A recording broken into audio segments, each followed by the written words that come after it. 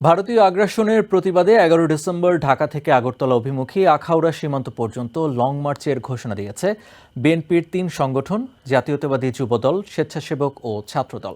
হাসিনা মুক্ত বাংলাদেশে ভারত নানা ষড়যন্ত্র করে সুযোগ নেওয়ার চেষ্টা করছে বলে দাবি করেছেন দলটির স্থায়ী কমিটির সদস্য গয়েশ্বর চন্দ্র রায়। এদিকে খুলনার শিববাড়িতে সোনাডাঙ্গা থানা বিএনপির দ্বিবার্ষিক সম্মেলনের উদ্বোধন শেষে বিএনপি চেয়ারপারসনের উপদেষ্টা কাউন্সিলের সদস্য আমানুল্লাহ আমান বলেছেন, ফ্যাসিস্ট সরকারের কোনো দোসর বিএনপিতে জায়গা পাবে না।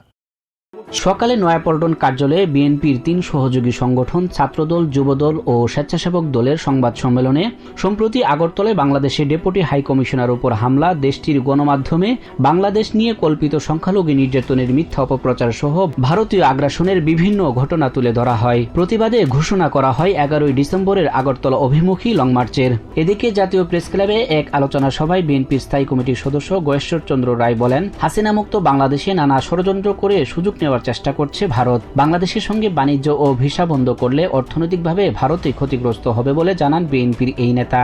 একই দিন সকালে খুলনার শিববাড়ি সোনাডাঙ্গা থানা বিএনপির দ্বিবার্ষিক সম্মেলন উদ্বোধন শেষে বিএনপি চেয়ারপারসনের উপদেষ্টা কাউন্সিলের সদস্য আমানুল্লাহ আমান বলেন, ছাত্র জনতার আন্দোলনের মধ্য দিয়ে অন্তর্বর্তীকালীন সরকার গঠন হয়েছে। এই সরকার দ্রুত নির্বাচন দিয়ে নির্বাচিত সরকার গঠন করবে। সেই নির্বাচিত সরকার জনগণের আশা আকাঙ্ক্ষা বাস্তবায়ন করবে বলেও মত দেন তিনি। আমানুল্লাহ আমান বলেন, তাদের দলের মধ্যে কোনো বিভেদ নেই।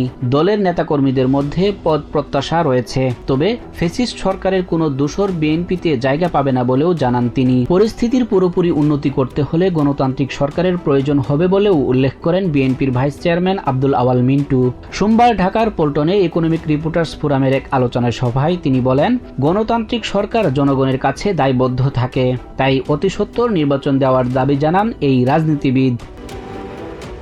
Sajjad Hossain, TVN 24 news desk. New York থেকে সম্প্রচারিত টিভিএন 24 টেলিভিশন বিশ্বজুড়ে বাঙালির কণ্ঠস্বর।